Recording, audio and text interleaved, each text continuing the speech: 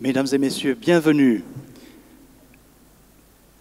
J'ai joué quelque chose pour vous à l'orgue. Je pense que vous avez peut-être reconnu cette pièce.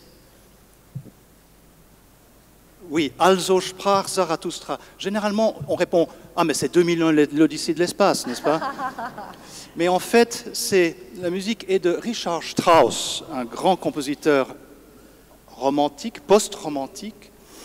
Et c'est effectivement le poème symphonique pour grand orchestre.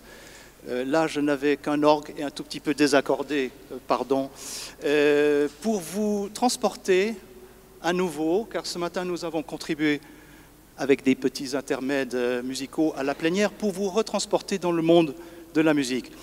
Ce poème symphonique est basé sur un poème du philosophe Nietzsche. Et Nietzsche a dit une chose extraordinaire sur la musique. C'était un fou de musique. Il est allé voir 16 fois de suite Carmen. Il y a quelque chose presque un peu maladif. Il s'est procuré la partition de Carmen et il a entièrement annoté de pensée philosophique, réflexion. Et il dit une chose magnifique sur la musique. Il dit « La musique nous rend plus riches de nous-mêmes ». Et c'est sur cette réflexion que nous allons commencer cet atelier. En même temps, il y a la phrase d'Aristote « Si tu sais suivre, tu sauras guider ». Donc voilà déjà deux philosophes dans notre après-midi. Les présentations ont été faites ce matin par Thierry Vatelet. Je voulais simplement vous représenter brièvement Laura Bone, qui remplace au pied levé, à la corde vocale levée, on pourrait dire, Claren McFadden, qui devait être là et qui est souffrante. Laura est américaine, de Seattle. Et moi-même, je suis anglais, sujet de Sa Majesté Reine Elisabeth II. Amérique, Angleterre, toutes nos excuses. Enfin, nous ne sommes pas là pour parler politique, mais pour parler de ce que c'est la musique et ce que peut représenter la musique pour vous. Thierry Vatelet a dit des choses très belles ce matin, et j'aimerais continuer en disant que voilà, la musique est une chose qui relie l'humanité, qui suscite un profond sentiment d'appartenance, on pourrait dire, qui nous apprend à nous connaître mieux nous-mêmes, qui nous émeut. Elle est consolatrice, elle est euphorisante. Et j'ai envie de vous dire que c'est peut-être une des choses les plus belles de la vie. Alors peut-être parmi vous, il y a des gens pour qui la musique est quelque chose de plutôt périphérique dans la vie extérieure. Il n'y a pas de mal à ça. Sigmund Freud disait que la musique le laissait totalement insensible. Il ne parle très peu de musique dans ses écrits et il estimait qu'il pouvait vivre très bien sans musique. Moi, je trouve très difficile. Bon, c'est mon métier, vous me direz. Mais effectivement, la musique peut jouer un rôle très, très important, mais elle peut être aussi parallèle. Des petits concertos de Vivaldi comme ça à l'apéro, en pas trop fort, en bruit de fond, pourquoi pas, un peu de musique dans la voiture, pourquoi pas, pourquoi pas. Mais je pense que la musique peut jouer un grand rôle dans nos vies. Et alors, j'ai envie de vous dire une chose, c'est que la musique est peut-être une des formes de communication les plus fortes, les plus puissantes qu'on puisse imaginer. Prenez un texte de Goethe. Vous ne parlez pas l'allemand, vous avez besoin d'une traduction. Mais a-t-on besoin d'une traduction en musique? Pas vraiment. Certes, il faut parfois, quand on va à l'opéra, on veut comprendre le texte. Donc on est très content d'avoir des surtitres. Mais la musique transcende le texte. On n'a pas besoin de traduction. Alors, il y a un petit problème, c'est que nous avons dans notre société un enseignement de la musique qui est un peu rigide. Je dois vous avouer, je ne suis pas un grand amateur du système du conservatoire. Le conservatoire est une machine un peu infernale où on nous étouffe avec du solfège. Peut-être parmi vous des victimes du système de solfège, voilà. Le solfège qui est une séparation absurde entre la pratique et la théorie. Je dois vous dire qu'en Amérique et en Angleterre, nous n'avons même pas un mot pour dire solfège. Nous apprenons en faisant. Ça s'appelle essai et erreur, trial and error. On apprend, voilà, puis on se trompe et puis on se corrige, voilà. Donc il y a une dédramatisation de la musique, dans l'apprentissage de la musique, qui est vraiment assez remarquable. Pour tout le reste, c'est une catastrophe dans nos pays respectifs. Mais l'enseignement de la musique est très pratique, voilà. Et il n'y a pas de solfège. Vous connaissez les deux profs de solfège qui se rencontrent et puis l'un dit à l'autre, oui, en pratique ça devrait marcher, mais est-ce que ça marche en théorie? En fait, ce qu'on a appris, Laura et moi, nous avons appris à tout simplement faire de la musique et suivre. Suivre le flux de ce qui se passe autour de nous en musique. En musique à plusieurs. Faire de la musique ensemble, il n'y a rien de plus beau. L'autre jour, je faisais une intervention dans un conservatoire français que je ne nommerai pas, et je dirigeais l'orchestre des étudiants, et le directeur m'a dit « Je vais supprimer l'orchestre, ça ne sert à rien ». Je dis « Mais vous ne pensez pas que ce serait un bel outil de cohésion pour les élèves, apprendre à se connaître, à communiquer, à partager en musique ?» Non, non, non. En fait, il vaut mieux développer les capacités et rendre ces jeunes des experts, les mettre sur la voie du soliste, etc. Donc une voie extrêmement solitaire, n'est-ce pas? Très solitaire. Je ne généralise pas, il y a peut-être des directeurs de conservatoires extrêmement éclairés en France, je le souhaite du moins. Alors, Laura et moi avons appris à suivre. Je reviens au titre de cet atelier. Si tu sais suivre, tu sauras guider. Suivre, c'est quoi? Eh bien, suivre, c'est écouter. Ou plutôt savoir écouter.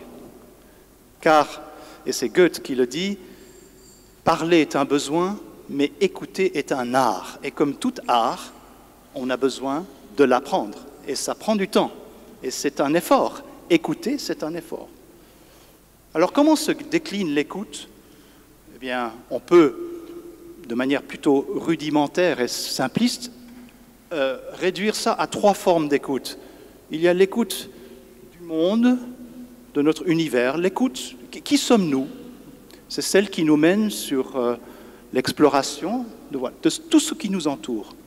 La deuxième forme, et encore une fois, je schématise, la deuxième forme, c'est l'écoute de l'autre. Voilà, vous me dites quelque chose, je vous écoute. Et la troisième forme, peut-être une des plus importantes, c'est l'écoute de soi-même. L'écoute de l'autre, c'est celle qui nous emmène sur les chemins de l'empathie. L'écoute de soi-même, c'est celle qui nous emmène sur les chemins de l'intuition, celle qui nous apprend à nous écouter nous-mêmes. Ou une phrase que j'ai envie de partager avec vous, être au diapason de nous-mêmes. Ces 3 formes d'écoute sont tout le temps en train de coexister et de fonctionner en même temps lorsque nous sommes en train de faire la musique. Et vous avez reçu une partition, donc ce n'est plus un secret pour vous. Aujourd'hui, le chœur, c'est vous. Nous allons chanter ensemble. Or, je crois que nous sommes, peut-être serez-vous d'accord, dans une période où nous écoutons pas très bien. Nous sommes dans une période du visuel, où nous avons des inventions extraordinaires, on en parlait ce matin à la plénière, mais il y a généralement, je le remarque, un appauvrissement dans la qualité avec laquelle nous nous écoutons les uns les autres. Souvent, je me rends compte que lorsque j'expose quelque chose à quelqu'un, je sens que cette personne est en train de m'écouter peut-être à 80%, pas complètement. Et ma réaction, c'est peut-être de me refermer un peu, alors que si je me sens totalement, pleinement, généreusement écouté, eh bien là, tout cela ouvre mes voies créatrices, donne libre cours à mon inventivité, débride mes audaces, maximise mon potentiel. Je vous dis tout ça parce que j'en ai fait l'expérience en tant que chef d'orchestre. Si je n'écoute pas mon orchestre, si mes musiciens sentent que je ne les écoute pas, eh bien, ils ne vont pas s'engager à fond. Ça, c'est une règle d'or.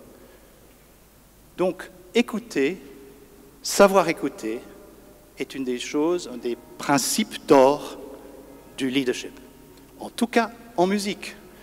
Et au gré de cet atelier, j'aimerais savoir ce que vous en pensez en ce qui concerne l'entreprise. Alors, bien suivre, ça veut dire bien écouter. Celui qui suit bien, en fait, apprend à s'adapter, à s'ajuster, à corriger des erreurs, à être conscient de ce qu'il est en train de faire dans le groupe, dans la totalité. Et voilà un des principes de base de ce qui se passe en musique. C'est ce que nous faisons tous les jours. C'est ce que nous faisons tous les jours. Alors, nous allons vous faire une petite démonstration.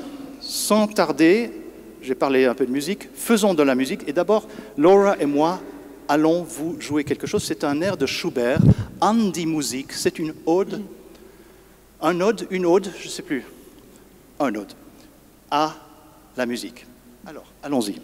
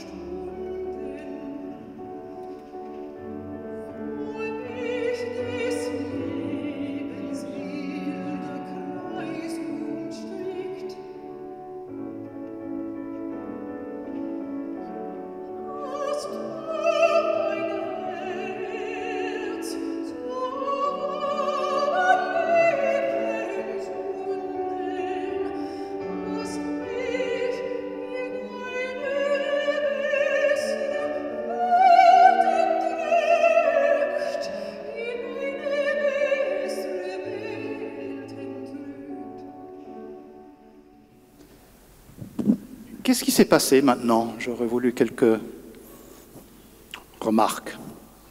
Il faut que les micros passent. Voilà. Quelqu'un veut peut-être à brûle-pourpoint nous dire un sentiment sur ce que nous venons de faire.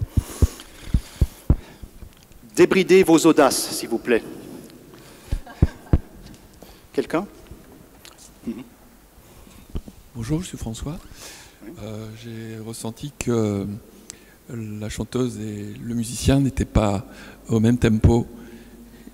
Donc on sentait bien que le musicien n'écoutait pas la chanteuse et le rôle du musicien, c'est d'accompagner le chant. Donc vous n'avez pas joué pleinement votre rôle d'accompagnateur. Absolument. Alors, très bien. Bingo, comme on dit. Très, très bonne détection de ce qui s'est passé maintenant. En fait, c'était très difficile pour répéter ça. On a voulu faire, on est resté dans notre bulle, sa bulle, ma bulle. Et pourtant, je peux vous dire que j'en ai entendu des concerts comme ça, où chacun reste dans sa bulle. Et le produit peut être finalement assez acceptable. On va dire, est-ce que c'était acceptable? Oui, assez acceptable. Alors, évidemment, vous avez deviné, on va vous faire la vraie version. La version, voilà.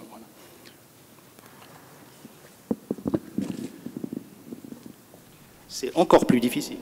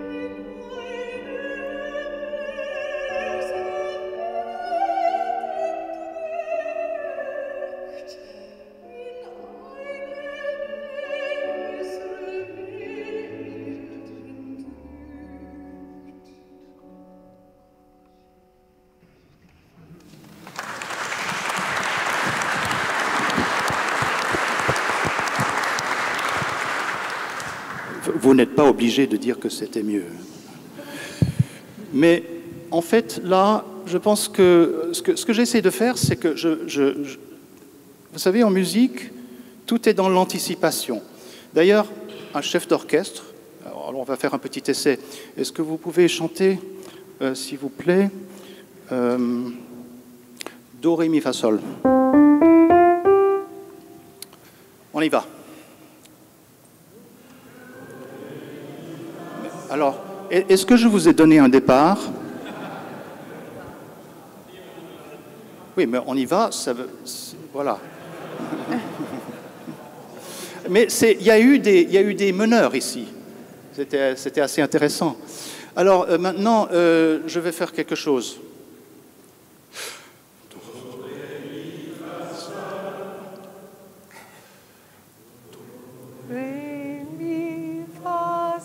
Ah, ça sert quand même à quelque chose, un chef d'orchestre.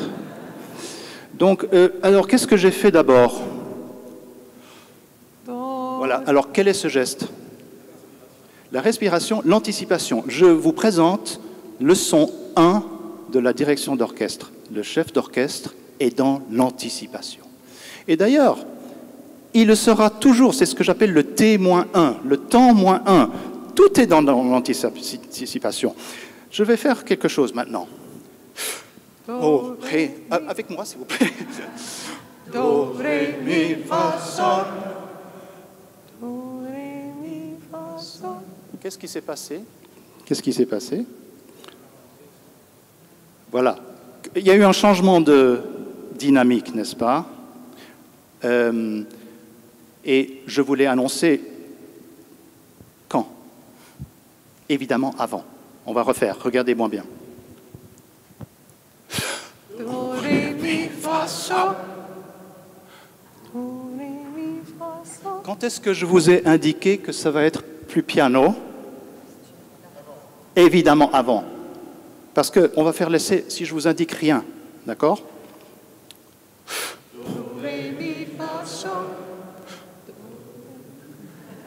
Ça ne marche pas. Le message, le chef d'orchestre est tout le temps dans l'anticipation. C'est presque frustrant lorsque je dirige des orchestres. Je réfléchis toujours, je dois penser toujours à ce qui vient. Et parfois, on ne peut pas voilà, se libérer, rester dans l'instant I. Il faut toujours prévoir. Alors, tout ça pour dire que l'anticipation, Laura m'écoute et elle anticipe ce que je vais faire. J'écoute Laura, j'anticipe. Et comme ça, vous avez entendu qu'on a un peu ralenti. Vous avez entendu la deuxième version. On n'a pas du tout décidé de ralentir. Voilà. C'est ce qu'on appelle faire de la musique ensemble. Alors, maintenant, c'est à vous. Vous avez reçu des feuilles. Alors, je voudrais tout simplement dire, nous sommes dans une église et par définition, nous devons être respectueux de ce lieu. J'ai commencé par jouer de la musique profane, Nietzsche, et puis Laura vous a chanté Green Sleeves, la mélodie A, c'est-à-dire la deuxième ligne, et puis elle a choisi de le chanter sur Kyrie eleison par respect pour ce lieu. Nous allons maintenant continuer, même si nous passons à des textes. Là, en l'occurrence, il n'y a pas de texte. Mais plus tard, nous allons faire des choses qui ne sont pas nécessairement tolérées dans l'Église. Mais je pense que nous sommes maintenant dans un esprit de tolérance et de flexibilité. Alors, Laura va vous apprendre. Vous avez peut-être reconnu la mélodie Green Sleeves. Qui connaît Green Sleeves? Levez la main. Oh, pas beaucoup, mon Dieu. Green Sleeves. Une chanson folklorique très ancienne, anglaise, de toute mon enfance. Et une des plus belles choses, elle a des origines irlandaises aussi, comme moi. Ma grand-mère était irlandaise, c'est pour ça que je m'appelle Patrick, d'ailleurs. Et Laura va maintenant chanter la mélodie pour vous la mettre dans l'oreille. Qui sait lire la musique ici? Levez la main. Ah, une immense majorité. Formidable. Alors, donc, la note, c'est ça. Doudou. Sur Doudou.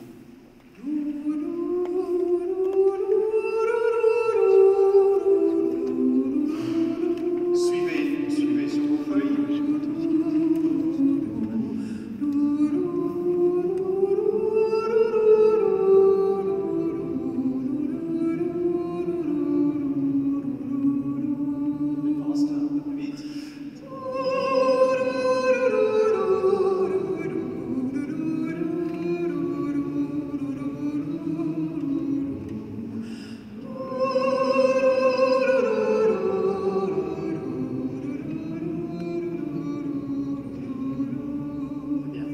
Alors, maintenant, j'aimerais que vous le fassiez, vous, sans Laura. Et je vois encore quelques bouches cousues.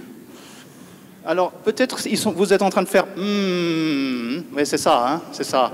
Mais je préférerais que vous chantiez, car tout le monde sait chanter.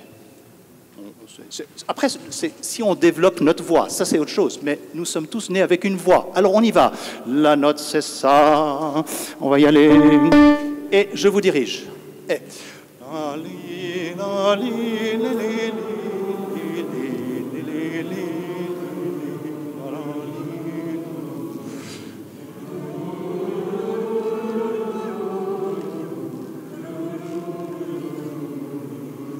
C'est mieux. Est-ce que je peux vous demander maintenant de chercher une cohésion? Je vous rappelle l'écoute de tout ce qui se passe ici. Écoutez l'église. Mon professeur d'orgue me disait, tu ne joues pas l'orgue, tu joues l'église, tu joues l'acoustique. Joue avec cette acoustique. Et ensuite, d'écouter votre voisin, comme lui va vous écouter, et de vous écouter vous-même. C'est reparti.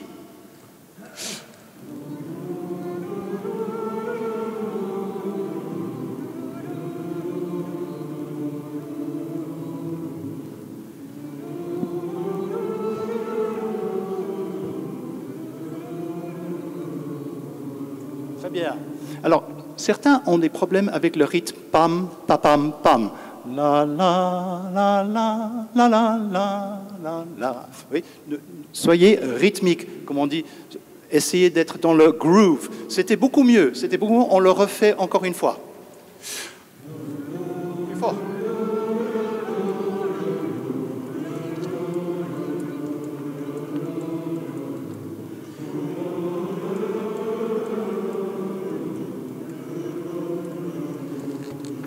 Alors, qu'est-ce qui s'est passé maintenant?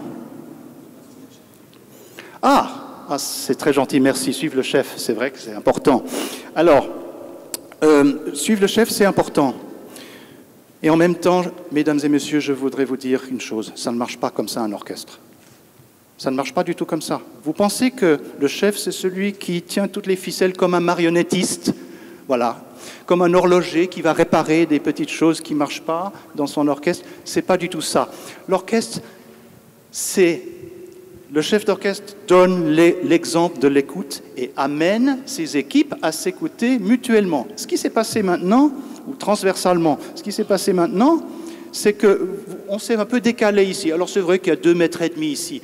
Ce que je voudrais, c'est que vous écoutiez plus vous et inversement, que ceux tout au fond, essayez d'écouter ceux qui sont devant. On va essayer de trouver quelque chose de plus dans la cohésion. C'est reparti. Et le concert, c'est ce soir, n'est-ce pas? C'est parti. 1 and 2.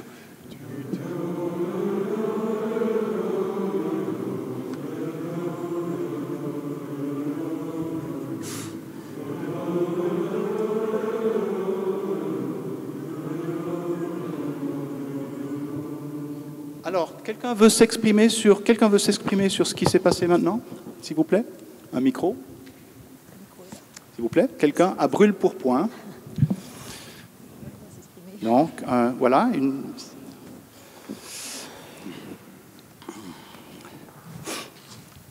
Le chef, il kiffe.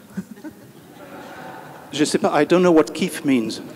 C'est nice. Oh, c'est très gentil. Merci, je suis très flatté.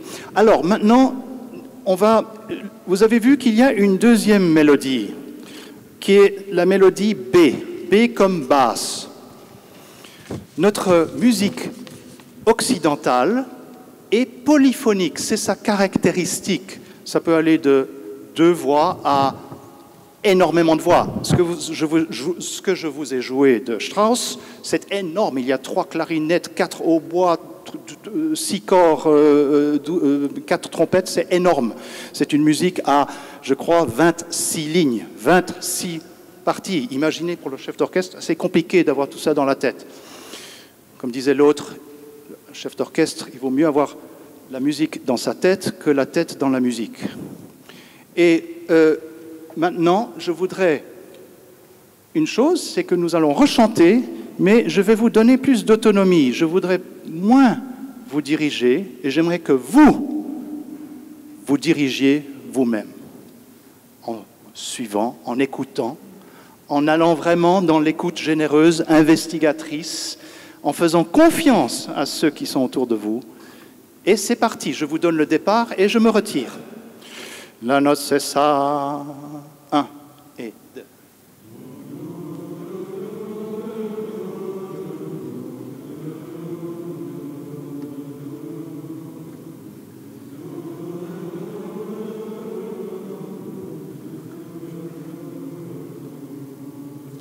Bon, alors, on va faire quelque chose. Je trouve que vous chantez un peu timidement. Est-ce que je peux vous demander de chanter comme si votre vie en dépendait? Comme si vous aviez vécu près toute votre vie sous le joug d'une société totalitaire. Il y a eu une révolution de velours et vous allez dans la rue et vous criez votre liberté. C'est parti. 1 and 2.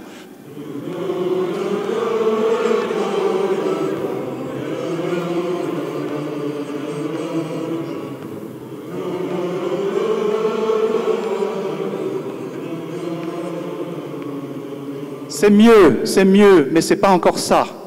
C'est pas encore ça. Encore one try. 1 and 2.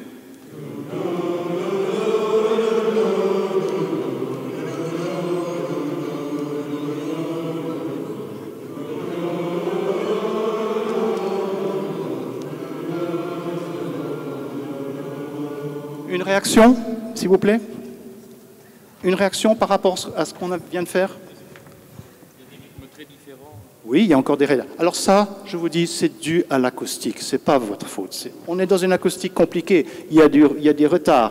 Mais par rapport aux versions précédentes, qu'est-ce qui s'est passé maintenant? On se regarde plus, je trouve. D'accord, oui. La vibration. S'il vous plaît. Il y a de la vibration. Il y a de la vibration. Je trouve que votre remarque sur le regard est essentielle. Un chef d'orchestre, il y en a qui sont comme ça. Hein.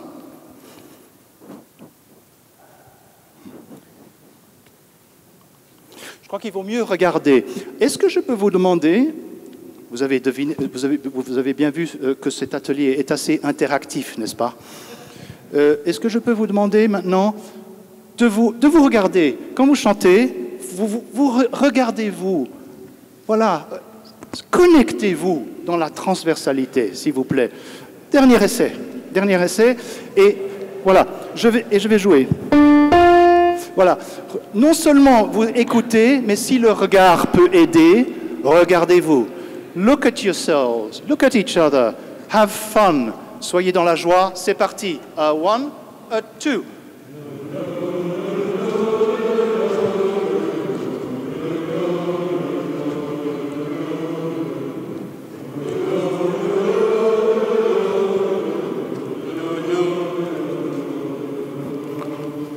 Une réaction?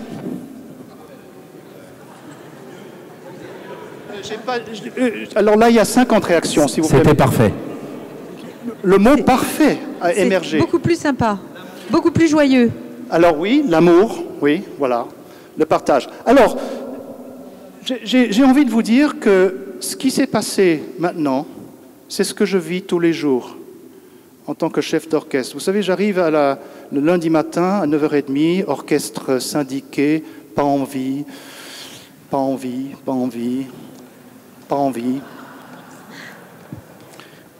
Bonjour mesdames et messieurs, la symphonie de Beethoven, s'il vous plaît, premier mouvement. Et je les entends tous, oh, qui nous fait suer celui-là, etc. Ouais. J'exagère un peu, n'est-ce pas? Mais est-ce que vous pensez que ça va marcher si je dirige? Et voilà, soyez avec moi, soyez bien avec moi, parce que la première fois qu'on l'a fait, c'était très ensemble. Mais y avait-il de la joie? Y avait-il du partage? Pas grand-chose. Or, là, vous avez prouvé que vous pouvez très bien le faire sans moi, en écoutant, et avec l'adjonction, merci beaucoup, du regard. Voilà, c'est ça, la direction de l'orchestre. Alors, le chef, il sert à quoi? À quoi sert le chef?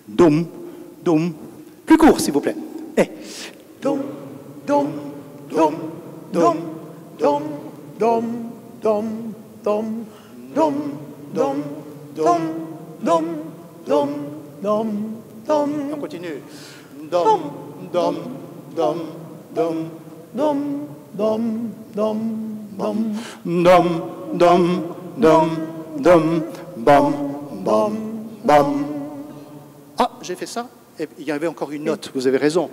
Mauvais chef, je n'avais pas reçu. Alors, très bien, on a fait un peu de musique ensemble. Maintenant, Laura et moi allons vous faire autre chose. On a décidé de vous faire le Bordeaux Blues, the Bordeaux Blues. The Bordeaux Blues. Et je ne veux rien vous dire, on va vous le faire et après, on va faire un petit débriefing de ce qui s'est passé.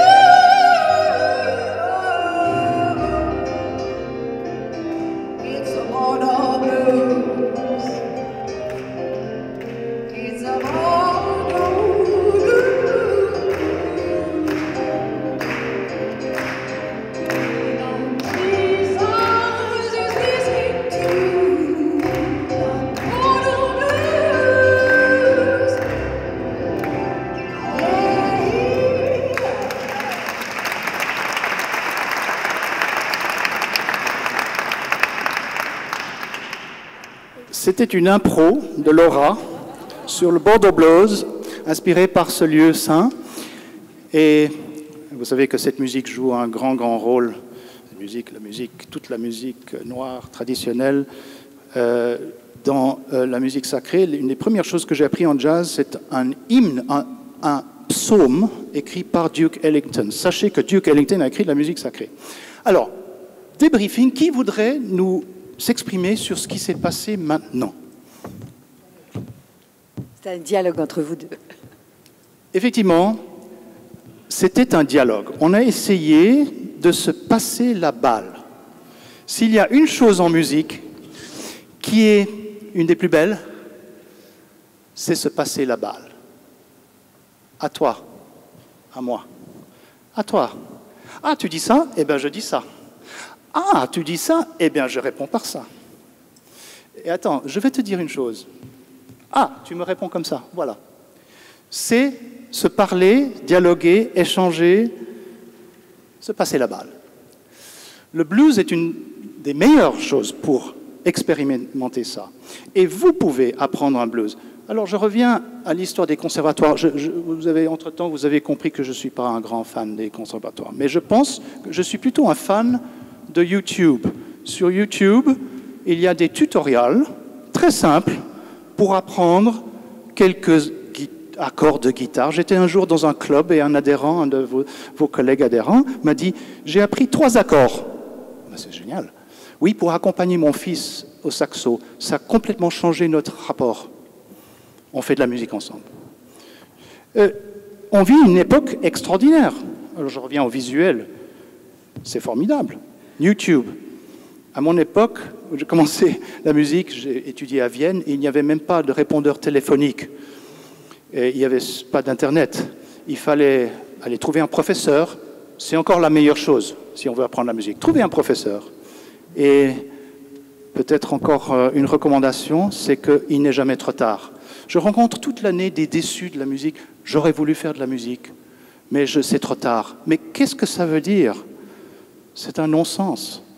On peut apprendre vous ne deviendrez pas tous des grands virtuoses, mais on peut apprendre sans trop d'efforts, avec un bon guide, quelques rudiments pour se faire plaisir, pour se rendre heureux et rendre les autres heureux autour de vous. Voilà, et ça c'était une petite chose sur la musique dans vos vies privées, ou non privées. Alors maintenant, vous me voyez venir, il y a deux mélodies, il y a la mélodie A et la mélodie B. Qu'est-ce qu'on va faire maintenant? Alors, on va dire que ici, vous êtes les A et vous êtes les B. Vous chantez la basse, vous chantez la mélodie. C'est-à-dire, on va commencer... alors, vous allez... Et puis, vous avez... Vous faites... Et vous faites... C'est parti.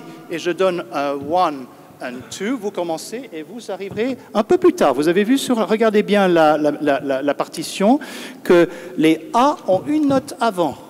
On appelle ça une levée.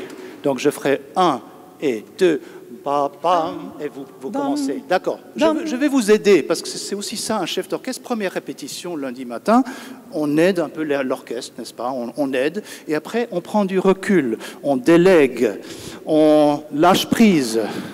Et il ne faut jamais oublier une chose très importante, c'est que le rapport d'un musicien à son instrument sera toujours plus fort que son rapport au chef d'orchestre. Et ça, il faut le respecter. Il faut avoir de l'humilité par rapport à ça. Alors, c'est parti.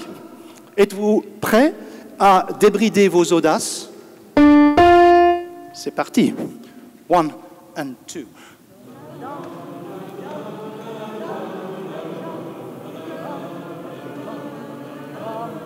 Bum, bum, bum, bum, bum, bum, bum, bum, bum. Alors, j'interromps tout de suite, parce que qu'est-ce qui se passe en fait maintenant?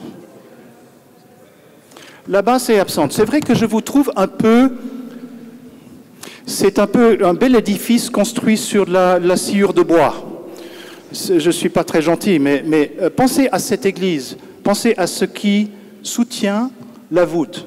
J'aimerais que vous soyez des piliers, s'il vous plaît. Regardez les piliers une fois, voilà. That's what you have to be. Thank you. C'est parti. J'ai trouvé aussi qu'on n'était pas connectés. On ne s'est pas reconnecté avec les regards. Oui, mais c'est pas grave. C'est l'histoire de ma vie. Quand je dirige des orchestres, ça commence très, très mal. Hein. Ça veut dire même des concerts. Des concerts qui commencent pas très bien. Oui, ça arrive. On n'est pas à l'abri de l'erreur, n'est-ce pas? L'erreur est humaine. Et la pire des choses... très mauvaise chose pour un chef, c'est de dire ce soir, pas d'erreur au concert. Les gens sont instantanément paralysés. Alors, juste un petit essai, vous êtes des colonnes. C'est parti. 1, 2, pam, pam, pam, pam, pam, pam, pam, pam, pam, pam, pam, pam, pam, pam, pam, pam, pam, pam. Dum, dum, dum, dum, dum, dum, dum, dum, dum, dum, dum, dum. Super. Est-ce que ça vous plaît? Les A, les Sharks et les Jets. Hein, les Sharks, ça vous va ce que font les Jets? Et d'accord, les Jets, est-ce que vous sentez que vous êtes en cohésion? C'était déjà mieux, je pense. Est-ce que vous sentez que votre responsabilité de porter les A, les Sharks, est-ce que vous sentez prêt à le faire? Avec conviction, avec votre cœur, avec tout? C'est parti. C'est parti. Attention, ils vont vous soutenir maintenant d'une autre manière. Ça, c'est la note. Êtes-vous prêts? 1 and 2.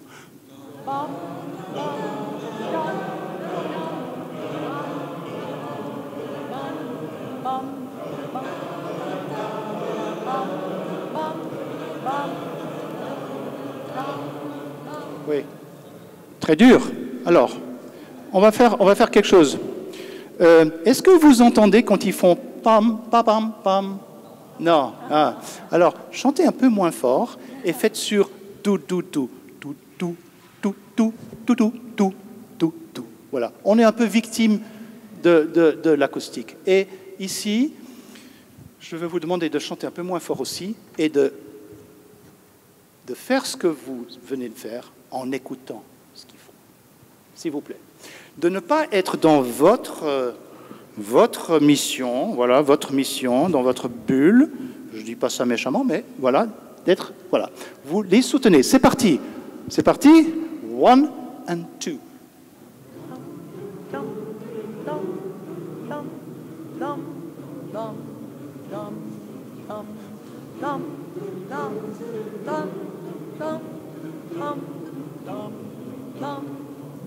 Réaction, s'il vous plaît. Je vous interromps, on ne va pas tout faire pour le moment. Réaction. Je n'entends pas du tout. Pourquoi est-ce que c'était mieux? On s'écoute. Plus de synchronicité? Plus de synchro. J'ai senti que vous étiez plus aux aguets du petit rythme papa, pa, papa, pa. Il faut leur donner le temps de faire ça. Il faut leur donner le temps de faire ce qu'ils ont à faire. Une autre règle du leadership en musique, donner le temps de faire ce qui est à faire. Et en même temps, donner l'espace, le confort, l'aisance. Il faut que ça soit aisé pour eux. Vous me voyez venir maintenant, c'est vous qui allez faire les dooms et eux la mélodie. On fait une petite répétition. Vous avez fait les doom, doom, doom? Oui, tout le monde l'a fait. Alors, maintenant, doom, doom, doom, doom, doom, doom.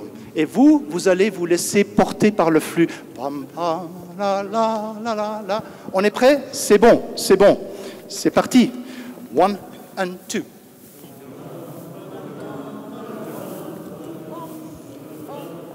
Attention. Vous avez une note avant eux. Vous avez une note avant. Ça sert à quelque chose quand même, le chef d'orchestre, juste pour un tout petit peu ajuster les choses. Et ils ont une note avant vous. Et attention. C'est parti. 1, 2.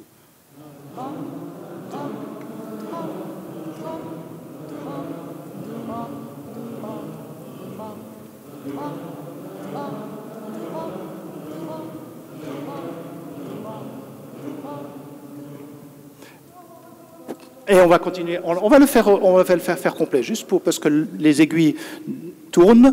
Et alors maintenant, un petit ressenti, peut-être quelqu'un derrière, parce que je ne suis pas venu vers vous. Qui voudrait dire quelque chose par rapport à ce qui s'est passé maintenant? Débridez vos audaces, s'il vous plaît. Donnez libre cours à votre... Voilà. C'est plus facile parce qu'elle était là. Ah, donc c'est très bien les assistants. Les assistants sont pas mal. Vous savez que dans un orchestre, il y a pour chaque section dans l'orchestre un meneur, une sorte de lieutenant, celui qui aide à faire passer le message que veut... voilà, les effets, le but que veut atteindre le chef d'orchestre. Le premier violon des 12 violons, c'est quelqu'un de plus important, c'est le leader, c'est un peu le lieutenant. Il y a une hiérarchie très minutieusement pensée dans les orchestres. Et voilà, donc c'est vrai que Laura, ici, était un peu mon relais. C'est très utile, c'est très utile. Alors maintenant, on va le faire au complet. Vous êtes la mélodie, vous êtes A. Donc les Jets sont A, les Sharks sont B. Et on va le faire au complet. Êtes-vous prêts? 1, 2.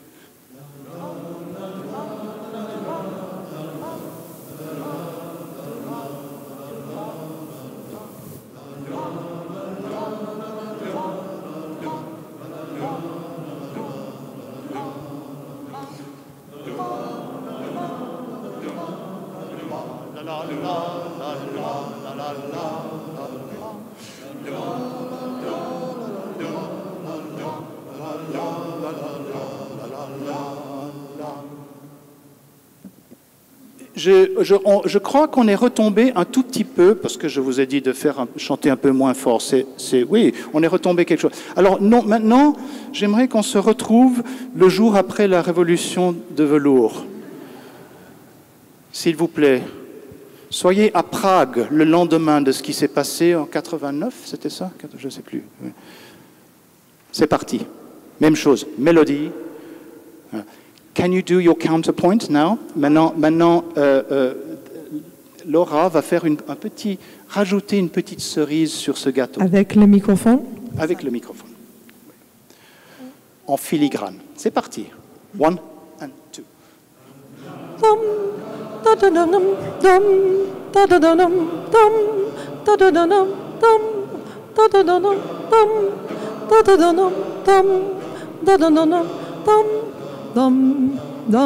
Allez-y.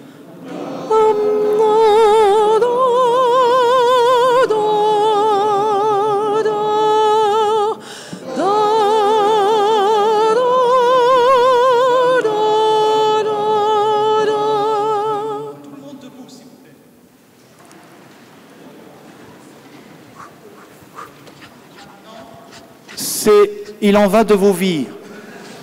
Il en va de vos vies. Et maintenant, on rajoute une petite difficulté. C'est-à-dire que Claren va jouer la mélodie C.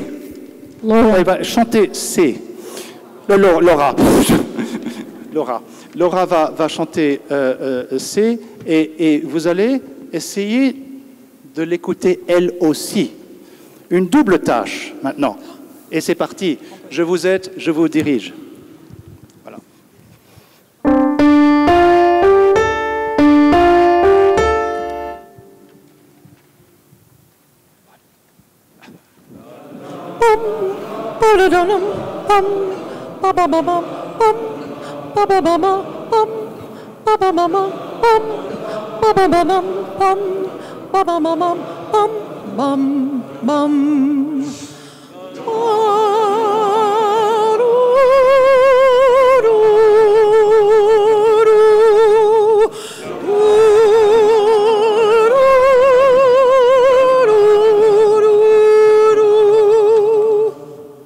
Et maintenant, sans moi.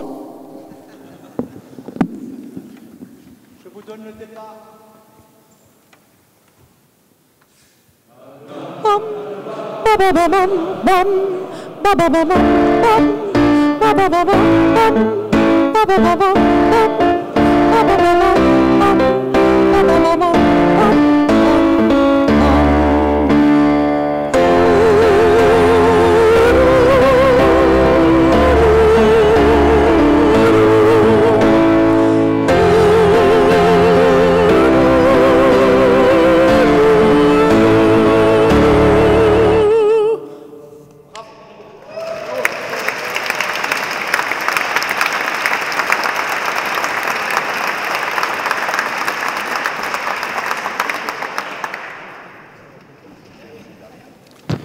Pour finir, nous vous offrons une petite chose musicale que nous avons concoctée, que vous allez reconnaître, et vous serez aussi dans l'interactivité, mais une autre sorte. Nous retombons un peu dans le dialogue, même beaucoup dans le dialogue, et l'imitation. Je n'en dis pas plus, et après cela, nous aurons 10 petites minutes pour faire un débriefing, des questions, des interrogations, voilà, tout ce que vous voudrez demander au sujet de ce que nous avons fait cet après-midi.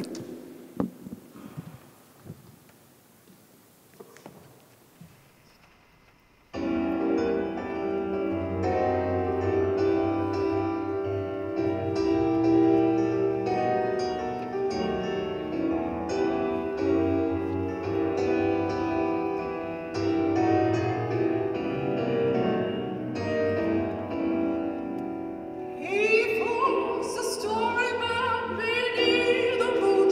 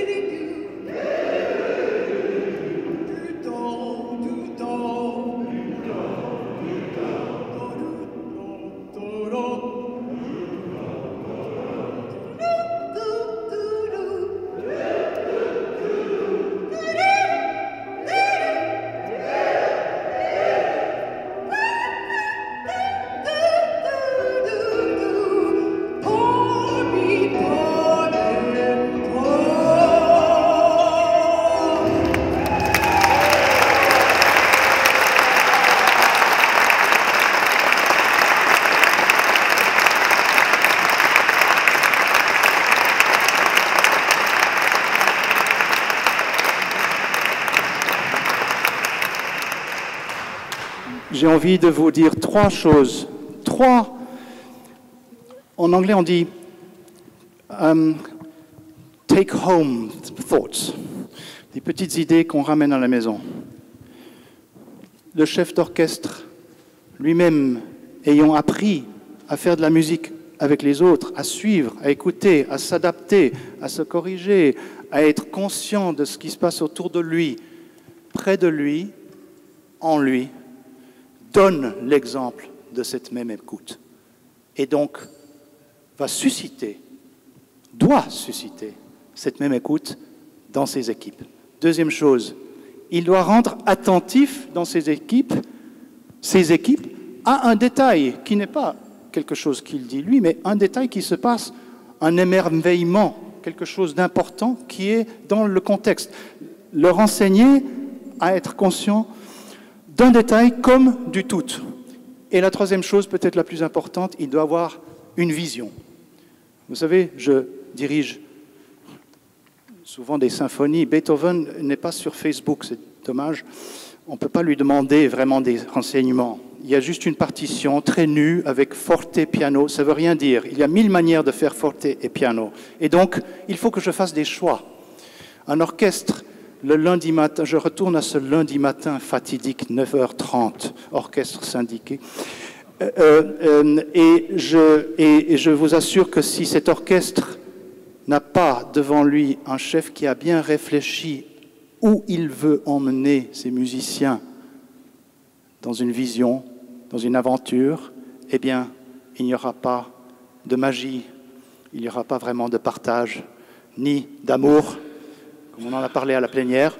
Je vous remercie beaucoup pour votre participativité. Non, ça, c'est pas du français. Participation, sorry about that. Et j'aimerais maintenant faire un tour, quelques questions. Est-ce qu'on a le temps, Alain? Peut-être pas. Oui, je pense qu'on a 10 minutes. 10 minutes pour faire un débriefing, débrider vos audaces, poser les questions qui vous viennent à l'esprit. Qu'est-ce que la musique peut, quel rôle la musique peut jouer dans vos vies, dans l'entreprise? À vous. Micro, il y a beaucoup de micros qui tournent, donc... Derrière. Voilà.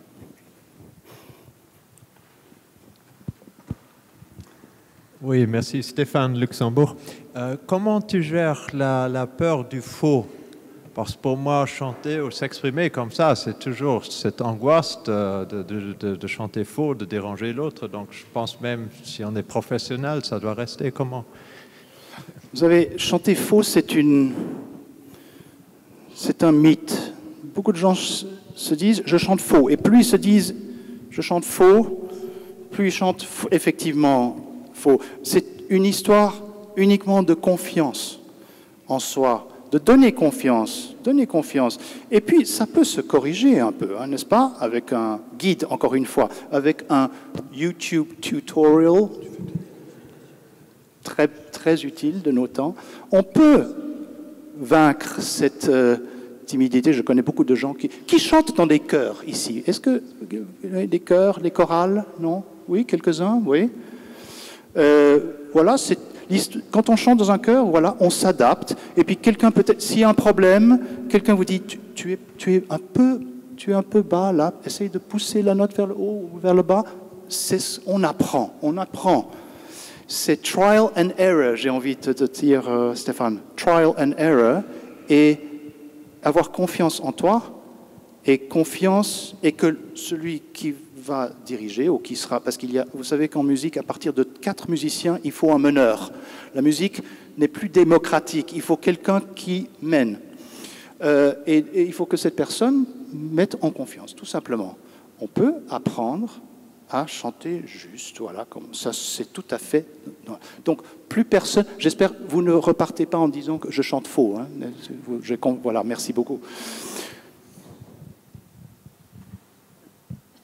À ce sujet, je voulais juste vous dire que j'ai commencé le violon à 46 ans avec une jeune professeure, donc c'était pas facile. Et par rapport aux notes fausses, parce que j'ai une assez bonne oreille pour m'entendre, elle me disait, mais continue à jouer faux, mais avec conviction. Je me souviens d'un concert quand j'étais étudiant à Vienne. J'ai fait mes études à la Hochschule für Musik à Vienne. J'ai eu la chance en 1980. Je suis parti en culotte courte, très très naïve, avec bon, j'en ai plus beaucoup ici, mais j'avais la coupe Beatles, un peu Jimi Hendrix. Et j'arrive à Vienne et je suis allé entendre un concert où les musiciens ont joué extrêmement faux. Et c'était un des concerts les plus beaux que j'ai entendus de ma vie. Parce qu'il s'est passé quelque chose d'humain, il y a eu un échange, il y a quelque chose de véritablement partagé, il y a eu une générosité, et il y a eu surtout une écoute. Mais alors, il y avait des problèmes techniques, n'est-ce pas? C'est une technique, chanter faux, jouer faux, c'est purement... Et la technique, ça se corrige, je vous le redis, ça se corrige, ça peut se corriger. C'est pas fatidique, c'est pas pour la vie. Tu es d'accord, Laura? Tu es chanteuse, tu sais, voilà. Prenez des cours avec Laura. Very good. Il faut aller à Amsterdam, c'est un peu loin, mais bon, peut-être que certains d'entre vous sont en Belgique, oui, il y a quelques Belges ici qui peuvent... Voilà. Mais je suis d'accord avec vous. Il y a des moments où il faut simplement y aller. Je le répète, débrider nos audaces. Mounia, Casablanca, comment maintenir l'envie à l'ensemble de supporter le soliste, celui qui sera la star quelque part? Oui, alors ça c'est les concerts avec vous voulez dire l'ensemble qui accompagne? C'est-à-dire comment l'équipe, oui. l'orchestre, qui a cette responsabilité-là de oui. supporter oui. le soliste, comment lui donner l'envie dans la constance de le faire? De le faire, oui. Alors là, c'est un... Je pense que en tant que chef d'orchestre, l'erreur à ne pas faire, c'est de vouloir tout contrôler, c'est-à-dire contrôler l'orchestre qui accompagne le soliste. Un orchestre qui a ses oreilles ouvertes saura accompagner le soliste. Et ça, c'est un cas, Mounia, où je vais vraiment appliquer la règle du lâcher prise. C'est-à-dire que je vais faire ce que j'ai fait quelquefois avec vous aujourd'hui, c'est juste vous lancer, et puis après, vous amener à vous écouter, et dans le cas échéant, créer un climat, une situation où l'orchestre mène, l'orchestre suit, et donc guide, et donc dirige. Si tu sais suivre, tu sauras guider. Oui, je voulais m'adresser au chef d'orchestre. Je voulais savoir ce qu'il ressentait dans sa direction lorsque l'orchestre, justement, transcendait sa musique. C'est une joie indicible. C'est un moment extraordinaire. Et comme toutes les grandes émotions de la vie, elles sont parfois difficiles à exprimer en mots. Mais en tout cas, j'ai envie de vous donner un exemple concret. J'ai dirigé cet été dans une magnifique abbaye dans le Dorset, en Angleterre, un comté absolument admirable de beauté, les Vêpres de la Vierge Marie de Claudio Monteverdi, le grand compositeur italien de la Renaissance à Venise, à Saint-Marc, maître de chapelle de Saint-Marc. Vous êtes allé à Saint-Marc, imaginez-vous cet intérieur extraordinaire et la musique qu'on y faisait de manière très soutenue. Vers 1610, il publie les Vêpres à la Vierge. C'est une œuvre extraordinaire qui dure plus d'1 heure, 1 heure et quart. et dans laquelle il se passe beaucoup de choses. C'est une œuvre difficile à diriger. Je n'avais que 2 jours. Je n'avais que 2 jours pour mobiliser les équipes. Or, j'avais la chance que la plupart des musiciens connaissaient déjà la pièce. C'était même embarrassant. Moi, je la connaissais. J'étais celui qui la connaissait le moins, puisque je venais de la rajouter à mon répertoire. Et j'ai senti ce soir-là que, je le dis en toute simplicité, j'ai senti qu'il y a eu un moment de grâce où par mon geste, par mes intentions, par l'interprétation que je suggérais, l'orchestre, le chœur était porté et leur énergie me portait moi. Et c'est ça qui m'a profondément ému. Et je crois que c'est ça la clé des choses. Le chef d'orchestre n'est pas un marionnettiste. Dans l'exercice que vous nous avez fait faire, est-ce que vous pourriez appeler ça comme un dialogue? Est-ce que c'est un dialogue?